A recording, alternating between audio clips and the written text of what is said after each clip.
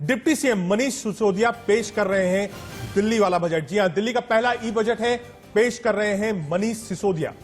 और अब दिल्ली विधानसभा जाने से पहले तस्वीरें जो सामने आई थी, मनीष सिसोदिया के हाथ में टैबलेट था और टैबलेट पर जो कवर था वो लाल रंग का था। ई बजट, दिल्ली का पहला ई बजट शुरू हो चुका है। मनीष सिसोदिया ने बजट पढ़ना शुरू कर दिया। सीधा सुनवाते हैं आपको। अनुमान होते हैं। मैं आज आजादी की 75वीं सालगिरह की दहलीज पर खड़े होकर आज आपकी अनुमति से मेरे वक्तव्य के इस वाले भाग में जहां हम आर्थिक परिदृश्य प्रस्तुत करते हैं, दिल्ली के पिछले 75 साल के आर्थिक परिदृश्य पर एक संक्षिप्त सी रोशनी डालना चाहता हूं।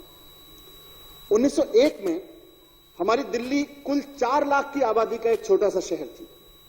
1911 में जब अंग्रेजों ने इसको राजधानी बनाया तो यहां आबादी थोड़ी थोड़ी बढ़नी शुरू हुई, लेकिन इसमें सबसे ज्यादा बढ़ोतरी देखी गई 1941 से 1951 के बीच में, और खासतौर से 1947 के बाद माइग्रेशन के दौरान, जब पाकिस्तान से लाखों परिवारों ने दिल्ली को आके अपना घर बनाया।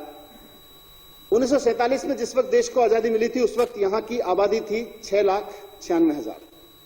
1951 की जनगणना जब हुई तो यह 17,44,000 हो गई। पिछले 75 साल में हम दिल्ली वासियों की संख्या करीब 2 करोड़ को पार कर चुकी है। इस ग्रोथ को देखते हुए ये आंकड़े इसलिए रखे क्योंकि ये एक जर्नी को समझने के लिए और उसके आगे एक विजन के लिए बहुत जरूरी है। ये जो ग्रोथ है इसको देखते हुए 2047 तक दिल्ली की आबादी करीब 3 करोड़ 28 लाख तक पहुंचने का अनुमान है।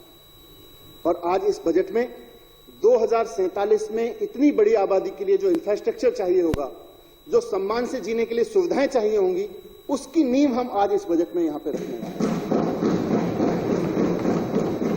अध्यक्ष महोदय, 1947 के बाद से दिल्ली की एसजीडीपी के आंकड़े अलग से उपलब्ध नहीं हैं, और उस वक्त की केंद्र सरकार के लिए शायद ये संभव भी नहीं रहा होगा कि वो दिल्ली के लोगों के विकास के लिए अलग से एसजीडीपी के आंकड़े इकट्ठा करें, क्योंकि उनके पास पूरे देश के लिए काम करने का समय होता है।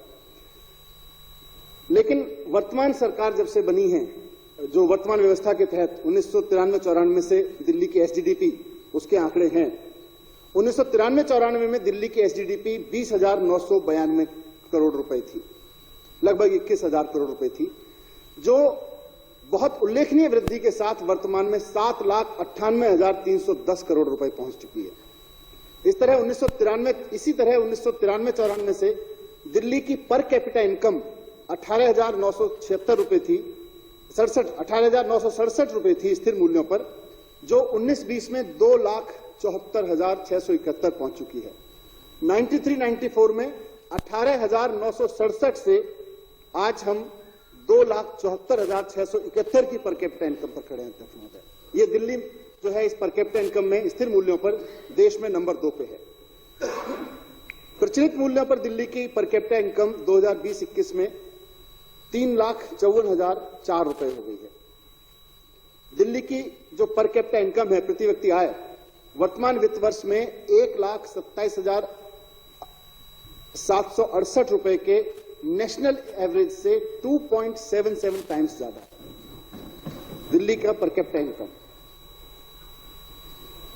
2020-21 के दौरान दिल्ली की एसजीडीपी में प्रचलित मूल्यों पर 3.92% और स्थिर मूल्यों पर 5.68% की कमी देखी गई। कोविड महामारी।